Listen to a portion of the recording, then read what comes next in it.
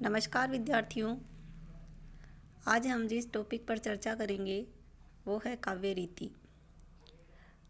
काव्य में पद रचना अर्थात शब्द योजना को ही रीति कहते हैं।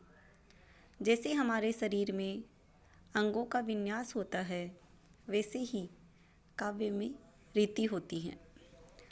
पद रचना को पद संगठना भी कहा जाता है। आचार्य विश्वनाथ ने साहित्य दर्पण में रीति की परिभाषा इस प्रकार दी है। पद संगठना रीति अंग संस्था विशेषवत। रीति का आधार गुण होते हैं, इसी कारण रीति को गुणवत पद रचना अर्थात गुणयुक्त पद योजना भी कहा गया है। वामन ने रीति का लक्षण इस प्रकार से बताया है। विशिष्टा पद रचना रीति विशेष गुणात्मा अर्थात विशेषता युक्त पद रचना का नाम रीति है और ये विशेषता से अभिप्राय है गुणों का। रीति के मुख्य रूप से 3 भेद माने गए हैं: वैदर्भी, गौड़ी और पांचल, जिनमें हम सबसे पहले वैदर्भी रीति पर चर्चा करते हैं। परिभाषा है इसकी: मधुर कोमल रसों की रचना हेतु माधुर्य गुण व्यंजक वर्णों द्वारा जो ललित रचना पद्धति होती है उसे वैदर्भी रीति के नाम से जाना जाता है। वैदर्भी रीति का आधार माधुर्य गुण है। उसमें प्रधान गुण माधुर्य होता है और उसका बंध या वाक्य रचना सुकुमार होती है। उसमें समास नहीं होते और यदि होते हैं तो वे छोटे छोटे 2 या 3 शब्दों के ही होते हैं। उसमें मधुर वर्णों की योजना होती है। मूर्धन्य और महाप्राण तथा संयुक्त द्वित्व यानी दोहरे और रेफ के संयोग वाले वर्णों को साधारणतः उनसे बचा जाता है। वैदर्भी रीति है, उसका जो आधार है वो कौन सा गुण है? माधुर्य गुण। तो उसका उदाहरण हम देखते हैं। श्याम के संग सदा हम डोले, जहाँ पिक बोले अलीगन गुंजे, लाहन माह उछाहन सो चेहरे, जह पीरी पराग की पुंजे, बेलिन में रस केलिन में कवि देव कछु चित की गति लुंजे, कालिंदी कूल महा अनुकूल ते फूलति मंजुल वंजुल पुंजे। इस प्रकार अगर हम गुण में देखें तो ये माधुर्य गुण है और रीति में देखें तो ये वैदर्भी रीति का उदाहरण है। अगली जो रीति है वो है गौड़ी रीति। गौड़ी रीति की परिभाषा देखिए: ओज गुण व्यंजक वर्णों द्वारा ओजपूर्ण भावों की अभिव्यक्ति करने वाली रचना प्रणाली गौड़ी रीति कहलाती है। गौड़ी रीति है वो वैदर्भी रीति की विपरीत होती है। गौड़ी रीति का आधार ओज गुण होता है। उसमें प्रधान गुण ओज होता है। उसकी वाक्य योजना तेजस्विता या औदात्यपूर्ण होती है। उसमें समासों की अधिकता होती है और समास भी बड़े बड़े होते हैं। उसमें ओज व्यंजक वर्णों की योजना होती है, जैसे मूर्धन्य और महाप्राण तथा संयुक्त द्वित्व और रेफ संयुक्त वर्ण। ये मैं आपको गुणों में पढ़ा चुकी हूँ। तो अब हम गौड़ रीति का उदाहरण देखते हैं। जो ओज गुण का उदाहरण है वही गौड़ी रीति का उदाहरण भी हम ले सकते हैं। हिमाद्रि तुंग शुंग से प्रबुद्ध शुद्ध भारती, स्वयं प्रभा समुज्वला स्वतंत्रता पुकारती, अमर्त्य वीर पुत्र हो दृढ़ प्रतिज्ञ सोच लो, प्रशस्त पुण्य पंथ है बड़े चलो बड़े चलो। अगली जो रीति है वो है पांचाली रीति। परिभाषा देखिए, जिस शैली में शब्द और अर्थ का समान गुंफन पाया जाता है उसे पांचाली रीति कहते हैं। जिस प्रकार से वैदर्भी विदर्भ देश से, गौड़ी गौड़ देश से संबंधित है, वैसे ही पांचाली रीति का संबंध पांचाल प्रदेश से है। पांचाली रीति का उदाहरण देखिए, यह मेरी गोदी की शोभा, सुख सुहाग की है लाली, शाही शान भिखारिन की है, मनोकामना मतवाली। यह मेरी गोदी की शोभा, सुख सुहाग की है लाली, शाही शान भिखारिन की है, मनोकामना मतवाली। इस प्रकार ये एक बहुत ही संक्षिप्त प्रकरण है।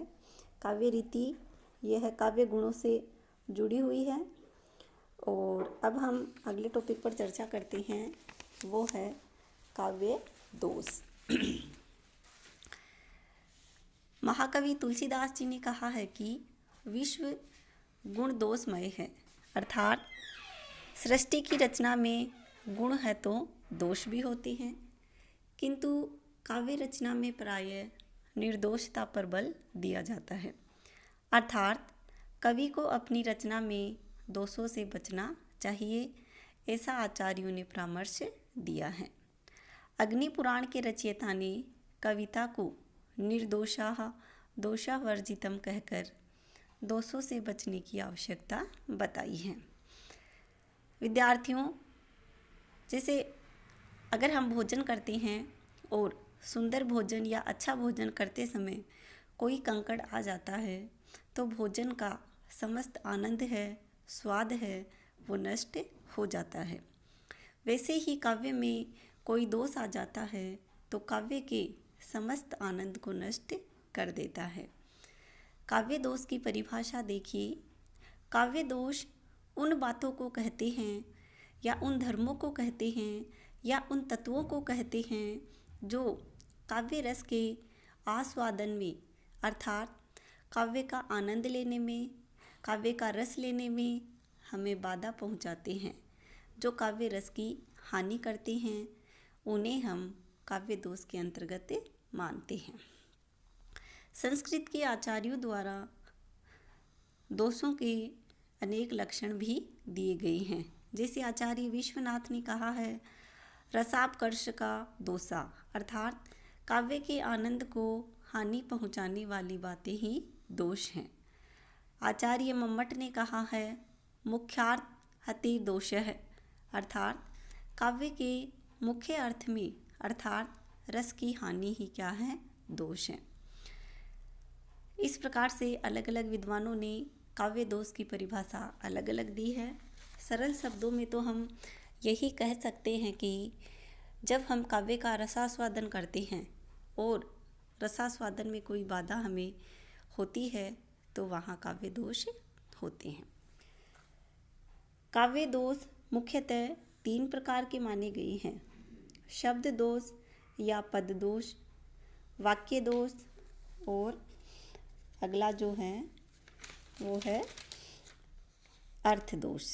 सबसे पहले हम देखें कि शब्द दोष या पद दोष क्या होता है। तो शब्द दोष वह होता है जो किसी शब्द में हो, शब्द को थोड़ा बदल देने से या उसका पर्यायवाची शब्द रख देने से शब्द दूर हो जाता है। जैसे उदाहरण है, क्षण भर रहा उजाला में। यहाँ उजाला में शब्द में च्युत संस्कृति अर्थात व्याकरण विरुद्ध दोष है। तात्पर्य यह है कि उजाला में का प्रयोग व्याकरण के नियमों के विरुद्ध है। दूसरा उदाहरण देखिए, खिले फूल सब गिरा दिया है। यहाँ फूल बहुवचन है और गिरा दिया है एक वचन है, अतः यह व्याकरण विरुद्ध दोष है। गिरा दिया है के स्थान पर हम गिरा दिए हैं कर देते हैं तो यह दोष दूर हो जाता है। अगला है वाक्य दोष। जो वाक्य के अनेक शब्दों में या वाक्य की रचना में हो। प्रथम प्रकार का वाक्य दोष दूषित शब्दों को बदल देने से और द्वितीय प्रकार का वाक्य दोष वाक्य रचना को बदल देने से दूर हो जाता है। उदाहरण के लिए देखिए, मंदिर अरध अवधि हरि बदी गए, हरि आहार चली जात। इसमें मंदिर और अरध और हरि और आहार का पक्ष और मास अर्थ सहज ही ध्यान में नहीं आता, अतः यहाँ क्लिष्टतव दोष है। तो दो शब्दों में दोष होने से यहाँ वाक्य दोष हुआ। अगर हम इसमें दूषित शब्दों के पर्याय शब्दों को पक्ष और मास से बदल देते हैं तो यह दोष दूर हो जाएगा। अगला जो दोष है वो है अर्थ दोष। जो दोष अर्थ से संबंध रखता हो अर्थ दोष या अर्थ दोष कहलाता है।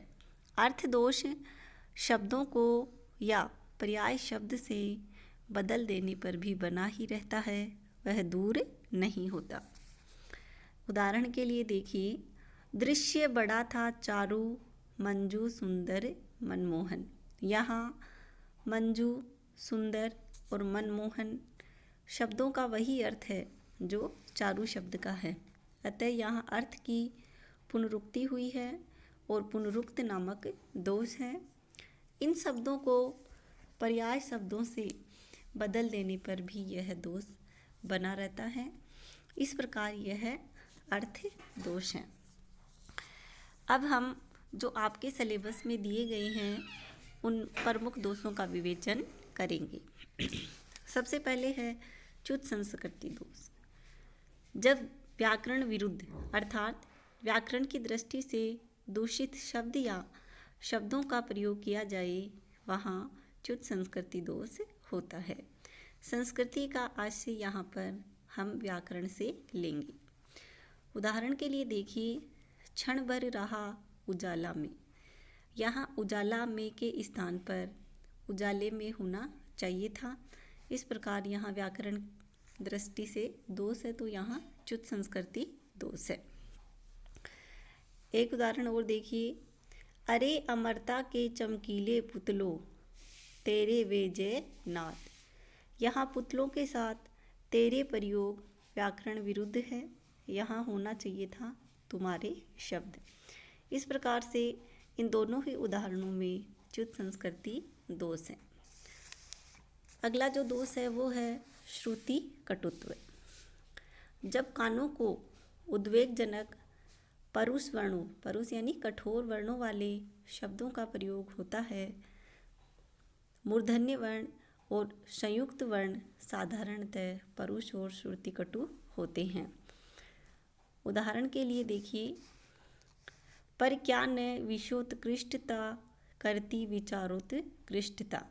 यहाँ पर दो शब्द विशोत्कृष्टता और विचारोत्कृष्टता यह कानों को सुनने में अच्छी नहीं लगती, अर्थात कटु प्रतीत होती हैं।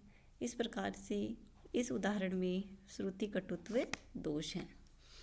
अगला जो दोष है वो है क्लिष्टतव दोष अर्थात कठिन या काठिन्य दोष।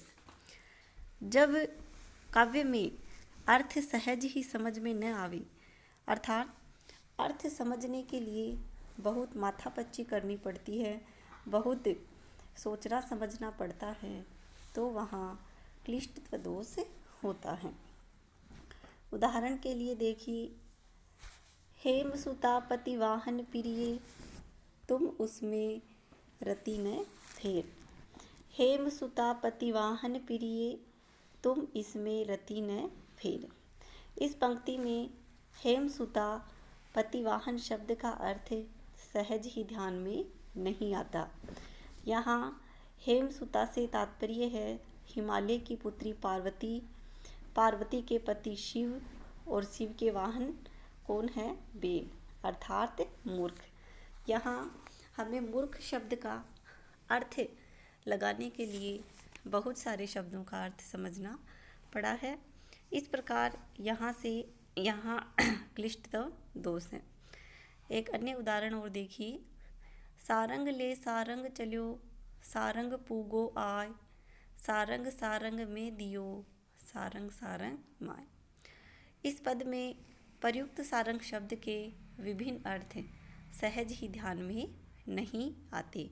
यहाँ जितने भी सारंग शब्द दिए हैं उनमें प्रत्येक सारंग शब्द का अलग अलग अर्थ है। पहले सारंग शब्द का अर्थ है घड़ा, दूसरी का है सुंदरी, तीसरे का है बादल या वर्षा, चौथे का वस्त्र या धोती, अगले जो सारंग पद है पांचवा उसका है घड़ा, छठा का सरोवर, सुंदरी, सातवें का सरोवर। इस प्रकार से इस पूरे पद में 7 सारंग शब्द दे रखे हैं और उनमें प्रत्येक सारंग शब्द का अर्थ अलग है। और इसका अर्थ ये है कि धोती को भीगने से बचाने के लिए घड़े में दिया और स्वयं जल में चली गई।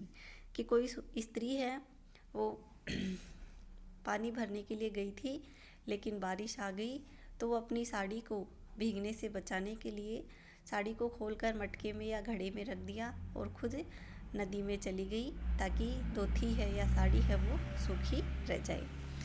अगला जो दोष है वो है ग्राम्यत्व दोष। जब शिष्ट समाज में प्रयुक्त न होने वाले असंस्कृति सूचक या गंवारू शब्द या शब्दों का प्रयोग किया जाता है तो वहाँ ग्राम्यत्व दोष होता है। जब शब्द गंवारू न होने पर भी वाक्य का भाव गंवारू हो या तो ग्राम्यत्व दोष माना जाता है। जैसे मूड पे मुकुट धरे शोहत है गोपाल, इसमें मूड शब्द गंवारू है जिसका प्रयोग शिष्ट साहित्य में नहीं होता। एक और उदाहरण देखिए, मच्चक मच्चक मत चलो, इसमें मच्चक मच्चक शब्द है वो गंवारू है, अर्थात ग्रामीण बोलचाल का है जो साहित्य में प्रयुक्त करने पर शोभा नहीं देता। अगला जो दोष है वो है अश्लीलत्व दोष।